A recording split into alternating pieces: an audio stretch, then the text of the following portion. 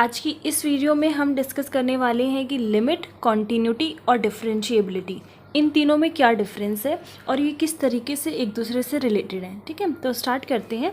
सबसे पहला टॉपिक है हमारा लिमिट। हम ये देखना चाह रहे हैं कि किसी point x is equals to A पर, मतलब ए पॉइंट पर क्या लिमिट एग्जिस्ट करती है या नहीं, तो हम किस तरीके से फाइंड करेंगे। जैसे कि मैंने यहाँ पे एक ग्राफ बना लिया और ये एक फंक्शन है f(x) और जिस पॉइंट पे मैं चेक करना चाहती हूँ वो मैं पॉइंट यहाँ पर a मान लेती हूँ।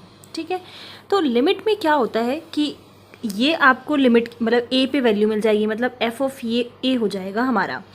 हम क्या करते हैं कि a प्लस एच, मतलब कि थोड़ा सा h यहाँ पर थोड़ा माइनर सा बहुत छोटा सा इंक्रीमेंट है, तो a प्लस एच आपको कहीं यहाँ पर देखने को मिलेगा और a माइनस एच आपको यहाँ पर देखने के लिए मिलेगा।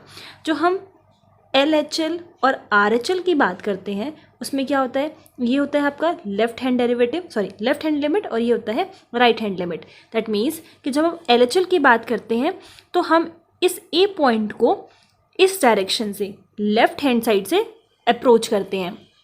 जब हम RHL की बात करते हैं तो हम राइट हैंड साइड से इस पॉइंट को अप्रोच करते हैं। तो हम क्या करेंगे, इस पे फंक्शन की वैल्यू को देखेंगे, मतलब यहाँ पर आपको इस a माइनस एच पे जो फंक्शन की वैल्यू होगी वो मिलेगी और यहाँ पर a प्लस एच की मिलेगी। अगेन ये जो h है बहुत ही हम माइनर सा हमने इंक्रीमेंट ले रखा है, या फिर आप ऐसे बोल लो कि फंक्शन की वैल्यू हम a के जो नेबरहुड के पॉइंट्स हैं उन पे फाइंड करने की कोशिश कर रहे हैं, या फिर हम ये देख रहे हैं कि उस पे फंक्शन की वैल्यू क्या होगी।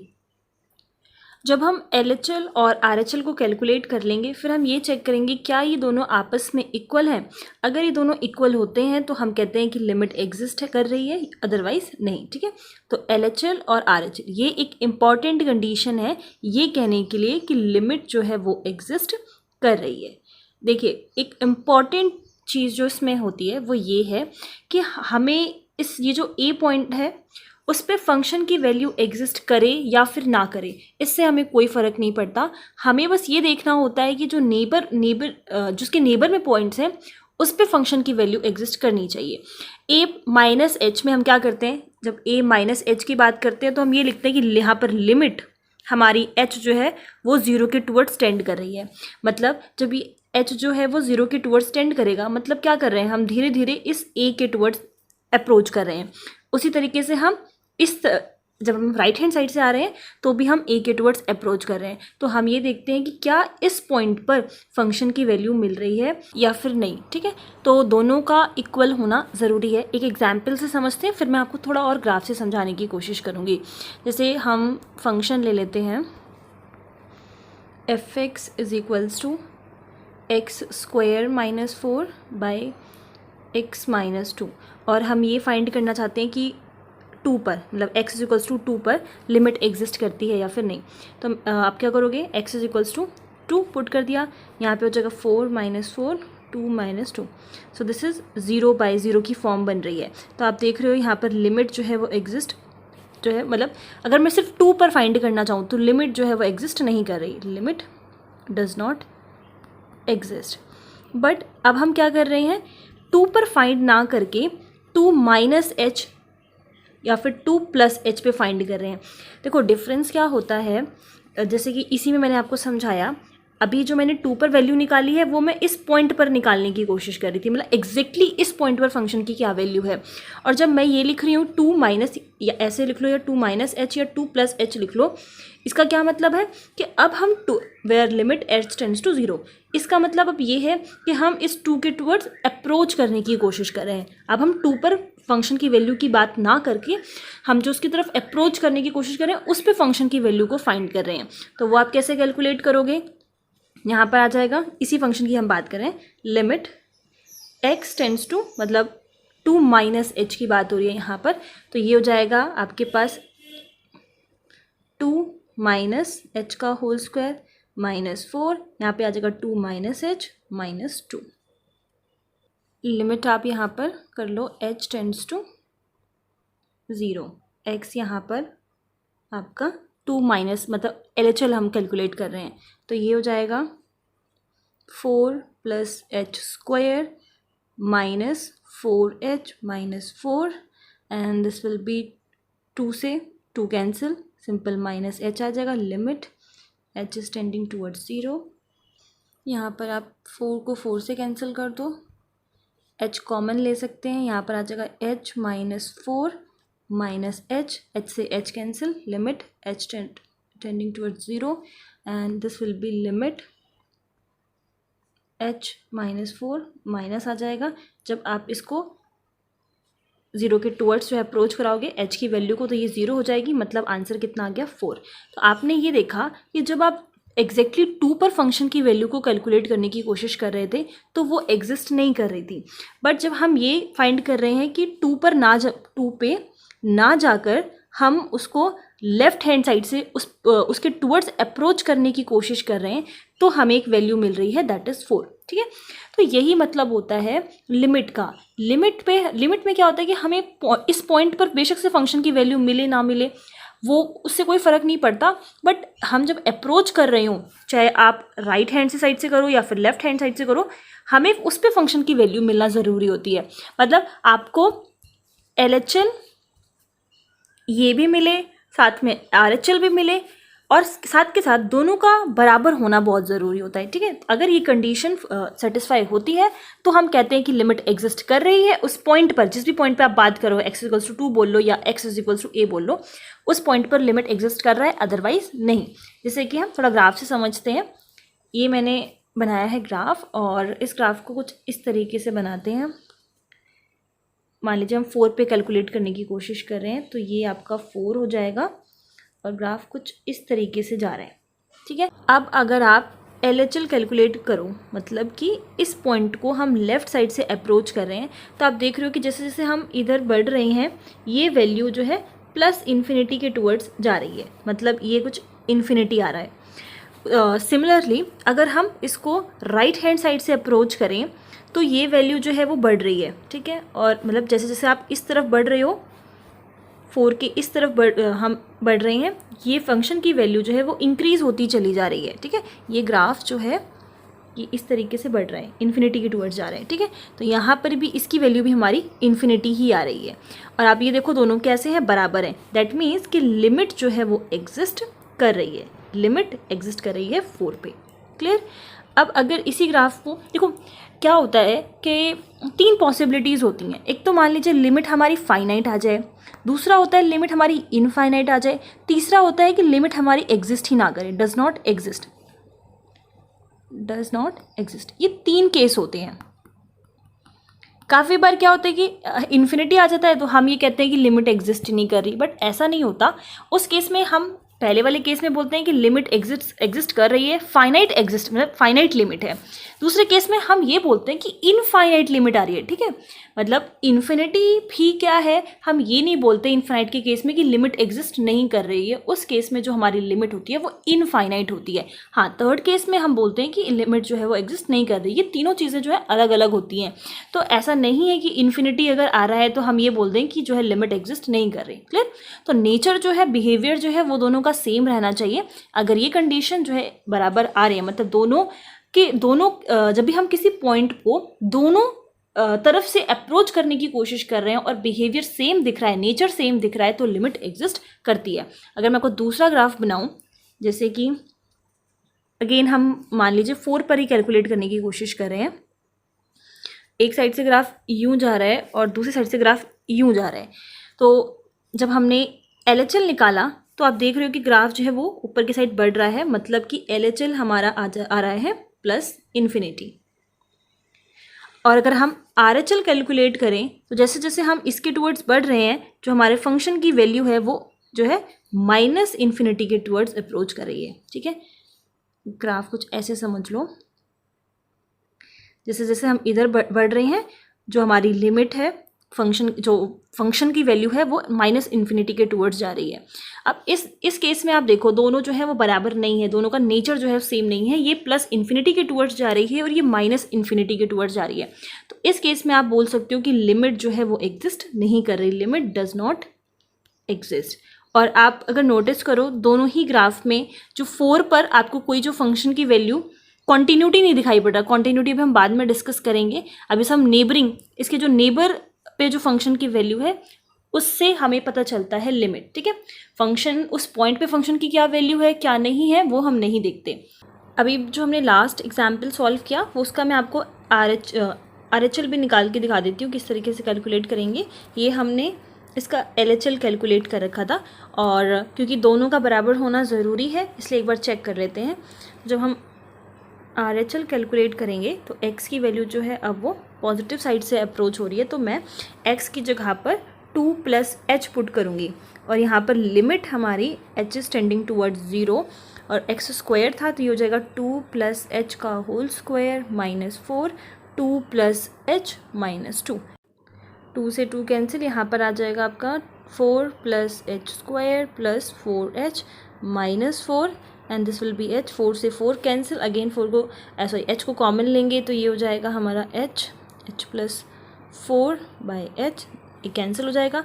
लिमिट जब आप h को 0 के टुवर्ड्स मतलब जब h की वैल्यू 0 पुट करोगे तो यहाँ पर आंसर आ जाएगा 4, तो उसका भी आंसर 4 ही था, इसका भी आंसर 4 है। दैट मीन्स कि लिमिट जो है वो एग्जिस्ट कर रही है, लिमिट एग्जिस्ट कर रही है।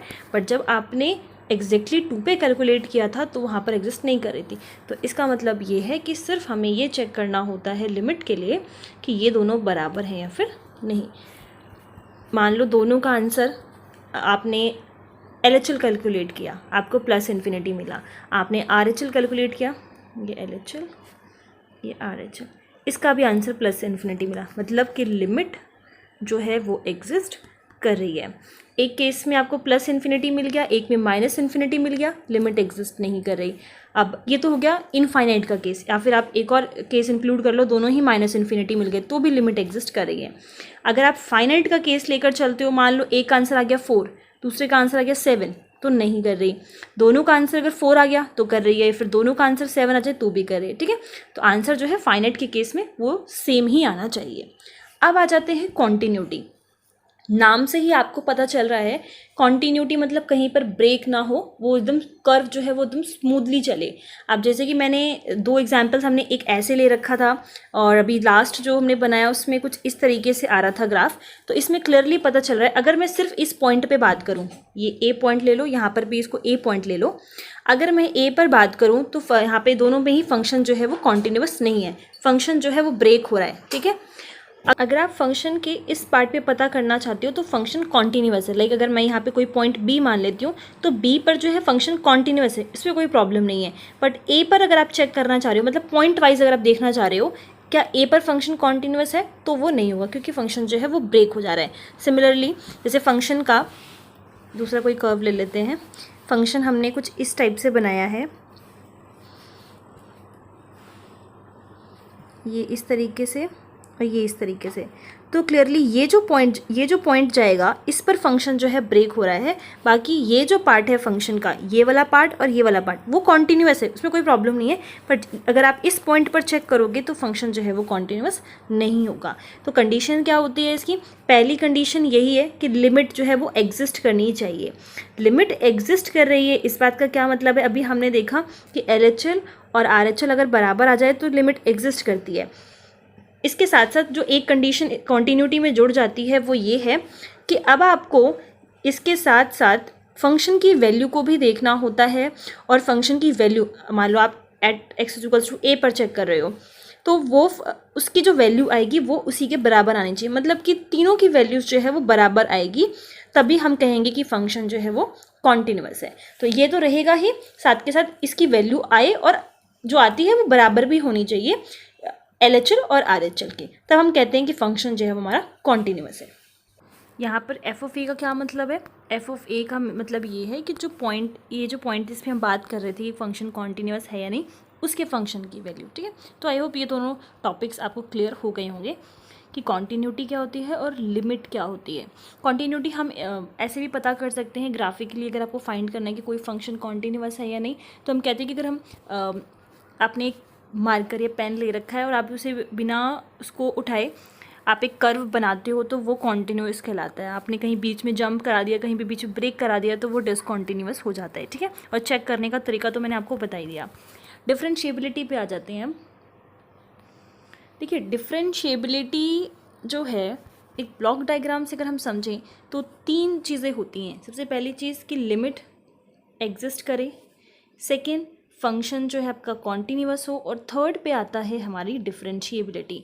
सो फंक्शन को अगर डिफरेंशिएबल होना है तो उसकी लिमिट भी एग्जिस्ट करनी चाहिए, फंक्शन कॉन्टीन्यूअस भी होना चाहिए, देन हम ये चेक करेंगे कि फंक्शन जो है वो डिफरेंशिएबल है या नहीं। अगर फंक्शन कोई भी फंक्शन अगर हम डिफरेंशिएबल है तो आप ये बोल सकते हो कि फंक्शन फिर कॉन्टीन्यूअस भी होगा और उसकी लिमिट भी एग्जिस्ट करेगी। But just because of function की लिमिट एग्जिस्ट कर रही है हम ये नहीं बोल सकते कि वो कॉन्टीन्यूअस होगा। अभी मैंने आपको बताया कि कॉन्टीन्यूअस में एक कंडीशन और जुड़ जाती है, तो आप इस तरीके से फ्लो जो है ग्राफ का नहीं हो सकता, मतलब लिमिट है तो कॉन्टीन्यूटी नहीं होगा, बट इस तरीके से ग्राफ बिल्कुल जा सकता है, ठीक है, क्योंकि डिफरेंशिएबिलिटी जो है वो इन दोनों की कंडीशंस को भी सेटिस्फाई करता है। मतलब जो आपने लिमिट के लिए देखा, कॉन्टीन्यूटी के लिए देखा, वो दोनों तो ये कंडीशन सेटिस्फाई करेगा ही करेगा, साथ में हम डिफरेंशिएबिलिटी की कंडीशन को और जोड़ देते हैं, तो ग्राफ जो है वो कुछ इस तरीके से है, लिमिट, कॉन्टीन्यूटी और डिफरेंशिएबिलिटी। डिफरेंशिएबल है तो वो कॉन्टीन्यूअस भी होगा, कॉन्टीन्यूअस है तो वो लिमिट भी एग्जिस्ट करेगी, बट ऐसे अगर हम बोलना चाहें कि लिमिट है तो कॉन्टीन्यूटी होगा, मतलब इस तरीके से नहीं आ सकते, ठीक है। तो ये इसका रिलेशन है, फंक्शन अगर डिफरेंशिएबल है तो वो कॉन्टीन्यूअस भी होगा। डिफरेंशिएबिलिटी की बात करें तो होता क्या है कि ज्योमेट्रिकल रिप्रेजेंटेशन आप मान सकते हो इस चीज़ को, कि अगर हमारा एक फंक्शन है और अगर आपसे ये बोला जाए कि फंक्शन की किसी पॉइंट पर, मतलब जिस पे भी आप बात करना चाह रहे हो कि फंक्शन डिफरेंशिएबल है या नहीं, तो उस पर अगर आप एक टेंजेंट ड्रॉ कर सकते हो तो आप ये कह सकते हो कि उस पॉइंट पे फंक्शन डिफरेंशिएबल है। जैसे कि अगर मैं ये वाला पॉइंट चूज़ करती हूँ, इस पॉइंट को हम ए नाम दे देते हैं, और इस पर मैं एक टेंजेंट ड्रॉ कर सकती हूँ। अगर इस पर मैं एक टेंजेंट ड्रॉ कर सकूँ, ठीक है, ओके, तो मैं ये कह सकती हूँ कि फंक्शन क्या है, डिफरेंशिएबल है। इसी तरीके से अगर ये पॉइंट है तो इस पे आपने एक टेंजेंट ड्रॉ कर दिया, और जब आप उसकी स्लोप को निकालते हो, जैसे कि मैंने जो टेंजेंट ड्रॉ किया है, अगर मैं इसकी स्लोप को निकालूँ तो वही चीज़ जो है वो हमारी डिफरेंशिएबिलिटी होती है, जिसको हम इस तरीके से dy/dx से डिनोट करते हैं, या फिर आप इसको f-x भी लिखते हो, मतलब जिसकी भी रिस्पेक्ट में आप डिफरेंशिएट कर रहे हो, ठीक है। तो ये चीज़ क्या कहलाती है, डिफरेंशिएबिलिटी कहलाती है। डिफरेंशिएबिलिटी है क्या, मतलब कि आप जो एक इंस्टेंट जो चेंजमेंट हो रही है उस पर आप उसका रेट निकालना चाह रहे हो, जो रेट है चेंजमेंट की आप किसी भी इंस्टेंट मोमेंट पे निकालना चाह रहे हो, तो वो हमारी डिफरेंशिएबिलिटी होती है। जैसे कि एक एग्जांपल जो आपने पहले भी बहुत सुना होगा, जब डिफरेंशिएबिलिटी आपने सीखा होगा, स्टार्ट किया होगा ये टॉपिक, तो आपने बहुत बार पढ़ा होगा कि अगर एक कार है वो मूव कर रही है और हमें मान लीजिए मूव करते करते वो आगे फॉरवर्ड डायरेक्शन में मूव करे, और आप जानना चाहो कि इस पॉइंट पर एट दिस पर्टिकुलर पॉइंट क्या होगा, उसका जो स्पीड है वो क्या होगी, तो जो इंस्टेंट हमें रेट बताता है जो चेंजमेंट का, वो हमें डिफरेंशिएबिलिटी ही बताती है। क्लियर। तो अब देखते हैं इसको फाइंड कैसे किया जाता है। इसका जो फॉर्मूला होता है दैट इज लिमिट x10, मतलब कि इसमें भी सेम आपके पास लेफ्ट हैंड डेरिवेटिव आप निकालोगे, राइट हैंड डेरिवेटिव निकालोगे, फिर आप देखोगे कि दोनों बराबर है या नहीं। दोनों के बराबर होने के साथ साथ हमें ये देखना होता है कि आंसर जो है वो किसके बराबर हो, फाइनाइट, ठीक है, इन्फिनिटी नहीं होना चाहिए। तो जो डिफरेंशिएबिलिटी की कंडीशन की मैं बात कर रही थी वो ये होती है, ठीक है। तो ये आपको अपने माइंड में रखना है, और इसको कैसे कैलकुलेट करना है वो मैं अभी आपको बताती हूँ। क्लियर। तो लिमिट की कंडीशन के साथ साथ, कॉन्टीन्यूटी की कंडीशन के साथ साथ, ये जो मैंने कंडीशन लिखी है इसका फुलफिल या होल्ड होना ज़रूरी है। अब यहाँ पर ये लेफ्ट हैंड डेरिवेटिव या राइट हैंड डेरिवेटिव होता क्या है, थोड़ा सा मैं आपको एक कर्व के हेल्प से समझाती हूँ। जैसे कि ये कर्व जा रहा है और मैंने क्या करा कि यहाँ पे ना 2 पॉइंट्स ले लिए। इन दोनों पॉइंट, मतलब कि ये किसी पॉइंट फंक्शन ए पे वैल्यू होगी इसकी, सॉरी ये एफ ऑफ ए की वैल्यू होगी किसी पॉइंट ए पर, ये आपकी एफ ऑफ बी की वैल्यू होगी किसी पॉइंट बी पर। सो आप इसको ऐसे ना मान के, मतलब ये भी मान सकते हो थोड़ा पास हमने पॉइंट्स पे 2 पॉइंट्स ले लिए हैं और उनको ज्वाइन कर लिया है, ठीक है। तो जब आप इसको आप एफ ऑफ ए मान लो, क्योंकि ये आपको फंक्शन ए पर मिलेगा, सॉरी ए की फंक्शन की वैल्यू होगी, ये आपके फंक्शन बी की वैल्यू होगी, ठीक है। तो जब ये वाला पॉइंट एफ ऑफ बी आपका इस डायरेक्शन में, मतलब कि एफ ऑफ ए के टुवर्ड्स अप्रोच करने की कोशिश कर रहे हैं, ठीक है, ये वाला वो आपका राइट हैंड डेरिवेटिव होता है। बट जब आप इस पॉइंट को मूव ना करवा के हम एफ ऑफ ए को मूव करवा रहे हैं, मतलब अब हम इसके क्लोजर एफ ऑफ बी के क्लोजर लाने की कोशिश कर रहे हैं, तो वो हमारा राइट हैंड डेरिवेटिव निकलता है, ठीक है। फिर से समझ लेते हैं इस चीज़ को, दोबारा से मैं इसको बना देती हूँ। ये हो गया हमारा कर्व और मैंने 2 पॉइंट्स जो लिए थे, मैं इस पॉइंट को ए मान लेती हूँ, इस पॉइंट को बी मान लेती हूँ और मैंने इन दोनों पॉइंट्स को, just a second, this is A, this is B, और मैंने इन दोनों पॉइंट्स को क्या करा, ज्वाइन कर दिया है। अब हम क्या कर रहे हैं कि बी को आप ए के क्लोजर ला रहे हो, आप धीरे धीरे देखोगे तो ये जो है बी पॉइंट इधर आएगा, फिर इधर आएगा, फिर इधर आएगा, मतलब ए के क्लोजर जा रहे हैं, वहाँ से आप कैलकुलेट कर रहे हो, मतलब आप राइट हैंड साइड से इस पॉइंट के टुवर्ड्स अप्रोच करने की कोशिश कर रहे हो, तो वहाँ से आप कैलकुलेट करोगे राइट हैंड डेरिवेटिव। अगर आप बी को मूव ना करवा के आप ए को मूव करवा रहे हो, तो आप जो है बी के टुवर्ड्स जाने की कोशिश करो, मतलब इस पॉइंट के टुवर्ड्स हम अप्रोच कर रहे हैं, तो ये आपका कैलकुलेट होगा लेफ्ट हैंड डेरिवेटिव। देखो मूव कराने का क्या रीज़न है, जब हम इसे मूव करा रहे हैं, ये हमारा ए पॉइंट था, ये हमारा बी पॉइंट था, और मैंने कहा कि हम इसको ज्वाइन कर रहे हैं।